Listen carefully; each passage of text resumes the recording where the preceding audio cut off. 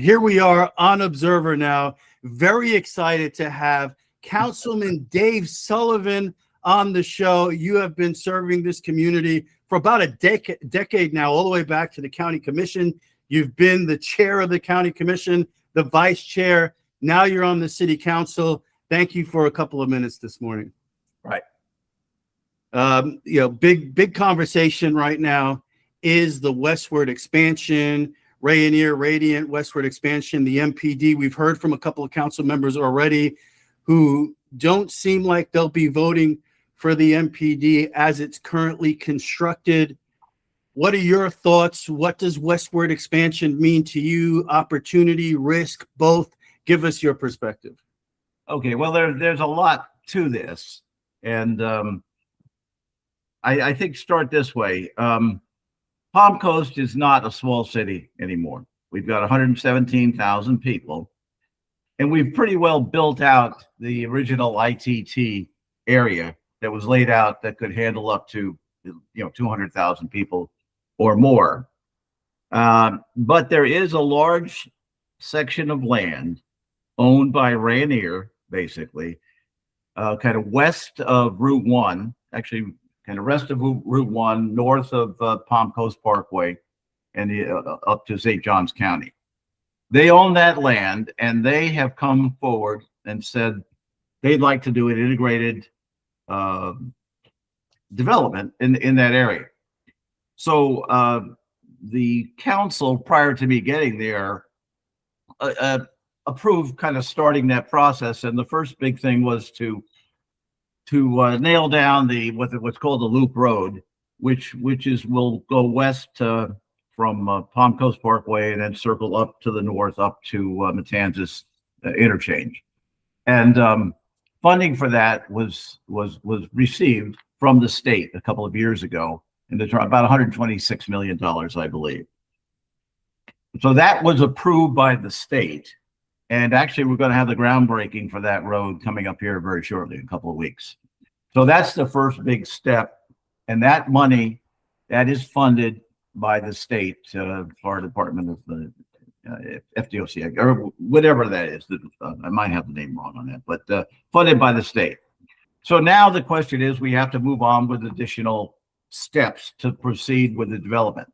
My feeling is that the city and the state have kind of agreed that we're going to do a westward development. Now, we either do it in an integrated way or we do it piece by piece. That's really up to how we go about doing this. My personal feeling is we'd be much better doing an integrated process with the owner, and to make sure that we just don't do a haphazard development, which would end up in chaos up in that whole area.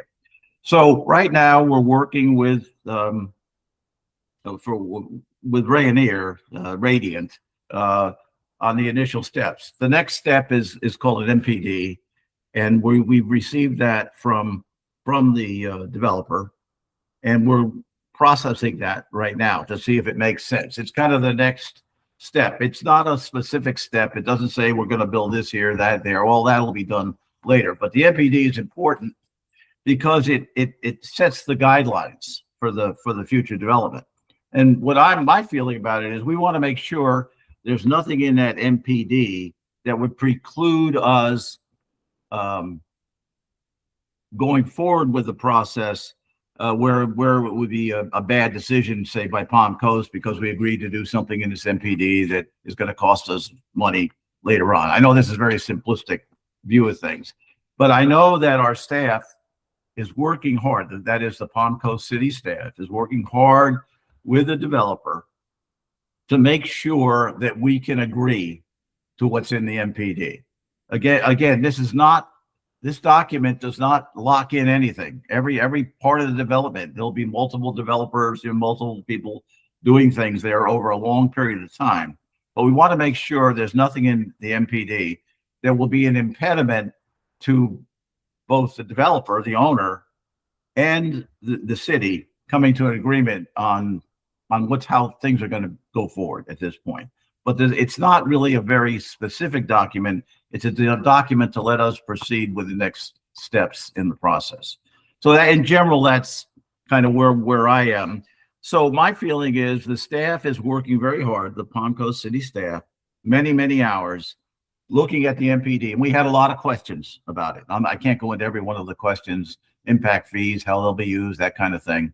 So right now, in the latest, I was up at Wildlight last Friday, by the way. First time I made a trip up there and got kind of their side of the story and where they were. And they were Wildlight is a radiant. That's one of their developments. Yeah, Wildlight is a large development. If you think of kind of northeast of Jacksonville, it's really a suburb of Jacksonville, and on the north side of the St. John's and all that.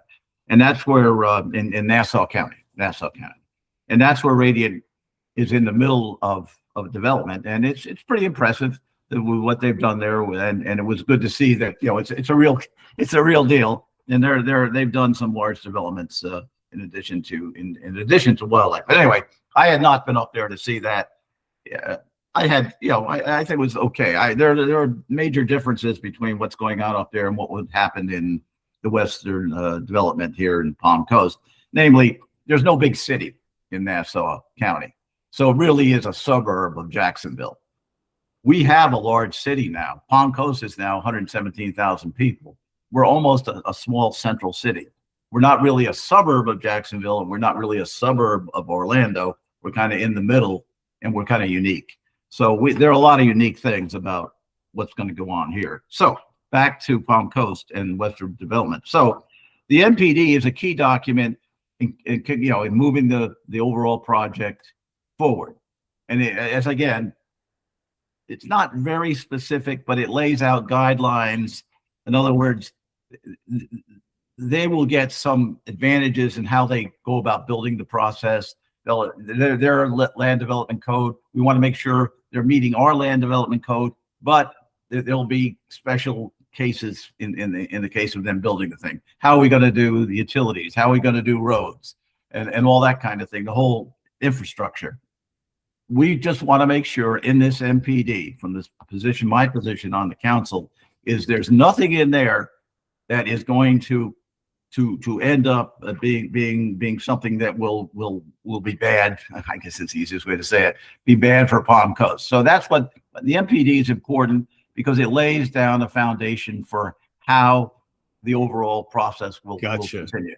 Okay, now that's where we are right now. And so at this point today, the city staff and Radiant have pretty well come together. Both sides, adjusting the MPD to a point where we think we may be able to go ahead and approve it. But that remains to be seen. All we got to get it'll come back to the planning board, and then it'll come from the planning board forward to the council. So now some of the councilmen, they have issues. Some of the things they have said is that right now, as the MPD is currently constructed, they are not paying for certain infrastructure needs. Teresa Pontieri brought up the fact about a sports complex that initially they were the ones who were supposed to pay for something like that. We're talking roads, we're talking that loop road. Where do you stand on that? Do you think that the developer is paying a fair share, or is that burden going to be on the taxpayers? Because that's what a couple council members are saying. They're saying that the burden, it's too much on the taxpayers. We need the developer to pay more. As the current MPD sits, is the developer doing enough? Well, that's the gist of what's going on right now. I have to go by what it's not just one person on the staff, the Palm Coast staff. It's the whole staff is looking at this and did have some serious concerns concerning the MPD as it was presented. A lot of those concerns have been adjusted and taken care of. And without going into a lot of detail, one of the big concerns is the impact fees and how the impact fees are going to be used to support the infrastructure and that kind of thing. I think we've come to pretty close to agreement on nothing is to let that'll happen later. In other words, the whole thing right here is we don't want to stop the process, but we don't want to leave anything in there now that will be a problem later on. And I think that's the easiest way I can explain it. And right now, we think the MPD is getting to a form with agreements on both sides that doesn't do that. It doesn't specify anything to the point where it can't be properly handled as we go forward with the actual development. So there are concerns that are valid. I don't think the loop road is one of the concerns. The state and the city agreed to that. We're starting to build it. We're having the groundbreaking. The money is coming from the state. Now that is taxpayer money, as Teresa Pontieri pointed out. That is taxpayer money, but it's if you divide up the population of Florida into that cost, it's a few. It's not much money per taxpayer, including the Palm Coast taxpayers. So I don't think the loop road. It is taxpayer money, and if you go back to the original concept for this place, there may have been some different language in there, but we're in a different world now. So right now, I don't think the loop road is a big problem as far as funding, because the funding is coming directly from the state Department of Transportation. So, and we're going forward with that. So that decision's been made. My feeling is, coming on the board here in the last year, onto the council in the last year, the decision has been made to go forward with westward expansion. Now it's where the rubber meets the road. Well, we have to start actually doing things. So the next step is the MPD, and that's what's the crux of the issue right now is the MPD good enough as far as Palm Coast is concerned to go forward with the overall effort. And so right now, everything I'm hearing is the staff and Radiant are working on the individual issues within the MPD to make sure it's worth going forward with. During my last conversation with Mayor Mike Norris, he said something that a lot of people are disputing, and it has to do with water and water capacity in the city. He said that there are 19,000 homes in the queue to be built in Palm Coast, and that we do not currently have the water capacity for those 19,000 homes in the queue. So how could we possibly handle a westward expansion? How would you respond to that? Okay. It depends on how you look at it. You can look at it the way the mayor looks at it, and it's true. Today, there's not enough water for 19,000 additional homes. We're talking about potable water here, not wastewater. So potable water, drinking water. That doesn't mean there isn't enough water. It's building the capacity for water. From everything I've been told, and with the wells that are available, it comes down to the St. John's Water Management Authority getting together with the city and say, okay, next year we're going to need this much water, this, and so on. So as the actual hookups go into effect, we put more wells online, and we're able to pull more water out of the wells. Everything I've been told is there's enough water. But the specific point, is there enough water today? Already the pipe's already in, and the wells, working to do the 19,000 additional homes. No, but that's always the way it is. You don't want to build capacity if you don't need it at the time, because the pipes are too big for the demand. There's a lot of technical reasons why you don't want to do that. And St. John's doesn't want to pull any more water out of the aquifer than we have to. But everything I've been told by St. John's Water Authority, our utility director, and everyone else is, as the need arises, we'll have the capacity, and there is enough water. So let's take a look at the big picture here. Westward expansion, why is that good for Flagler County, for Palm Coast? Why is that good for Palm Coast to expand west? What's the positive in it? The positive is this, that right now our tax base is heavily pushed towards individual residences. We're getting less than 10% of our ad valorem real estate taxes from businesses. And no matter where you go, if you look at what the guidance should be, that's way too not enough to support the future of the city currently and in the future. So our tax base must increase. One of the really good positive things about the westward expansion is there'll be a lot of commercial and industry included in the process. So simultaneously We'll be building homes. We'll be building, new commercial things, new sports things, so that a lot of things will happen.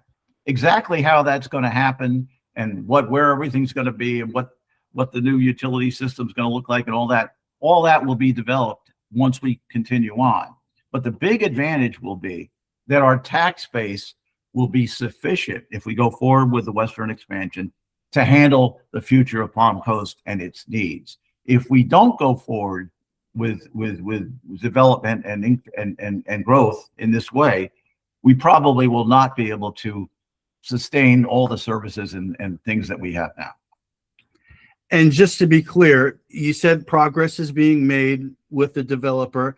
Do you think that progress is positive enough for you to say that you would vote for this MPD, or it's looking like it's heading in that direction? Well, I hope it's heading in that direction. I have not seen the actual words back, the agreements. We had 19 pages of concerns about the MPD that the staff came up with. We had a meeting with the developer on that. They understood that there were some concerns. My understanding is their staff is working through that, and we're hoping that with the planning board meeting coming up shortly, I don't have the date in front of me, but it's within a week, I think, that there will be an MPD with modifications that'll be acceptable first to the planning board, and then it will come forward to the council. And I'm hoping it will be something that we can agree to. There is general agreement that we want to go forward with Western development. I think even everyone you talk to, including the mayor and including the other council members, publicly have said that, they think it's the right thing to do. We just want to make sure that mistakes aren't made now that will hurt us later on. And when I say hurt, make an undue burden on the current taxpayers. We don't want to do that. We have to. The whole point of the westward expansion is to expand the tax base and the commercial and industrial development, so that we don't have to increase taxes and that kind of thing. So there's a lot of good here, but there's always danger when you go forward, that we don't want to do something that will cause harm in the future. All right, so I'll give you final word on westward expansion. What is the message you want to get out there to the residents of Palm Coast about this current MPD and this situation with expanding west? Well, first to the residents who are here now is there's been a decision that we're moving forward with western expansion. The loop road is a good indication of that, and there are a lot of reasons why that will be good. It's important for the future of Palm Coast that we're able to sustain the level of quality of life that we have here in Palm Coast now. And right now, in order to do that, we have to increase our commercial industrial base, in addition to the residents who will be moving in because people want to come to Florida and Palm Coast. So if we don't do this and we don't do it correctly, we could cause some real harm to the future of the city. So every step along the way, you can be sure that the 5 members of the city council will do everything we can to coordinate with the Palm Coast staff and the planning board to make sure that anything we agree to will be positive for the future of Palm Coast. So coming up in November, you will no longer be a city councilman. Is that it for public service for Dave Sullivan, or are we going to see you back on the scene again? Well, I don't like to talk about age, but on the day I leave office here in the city council, I'll be 85 years old. And that'll be 10 years of kind of elected service in Palm Coast, along with 28 years active duty in the military, another 12 years with industry. So I think I've done my part. I'll still be active in the volunteer organizations, but no, I think my time has come. I've got a great grandchild now, so it's time for me to revert back to just a normal, regular guy doing the best I can. And for those who come after, any words of wisdom for them? Okay, it's very important that we attract top-notch people to run for office, because the decisions we make at the local level are really important. And everyone from the president on down talks about it. It's at the local level where the rubber meets the road, where we actually spend the money and have a tremendous effect on our local population. I don't think people quite understand how important it is that we have, first of all, we have good government people working on the staffs, but it's also important that at the elected level, we have people who don't take anything for granted, willing to do the dirty work of reading the documents and going into the details. 95, 98% of what you do as an elected official once you're in office has nothing to do with politics. Are we following the land development code, the comprehensive plan? All those kind of things are really important. So my feeling is, let's attract solid, knowledgeable people who will represent the people and do what's best for the community. Well, Councilman Dave Sullivan, we appreciate everything you do here in this community. And thank you so much for joining us on Observer Now. We appreciate it. Okie doke. Good talking to you.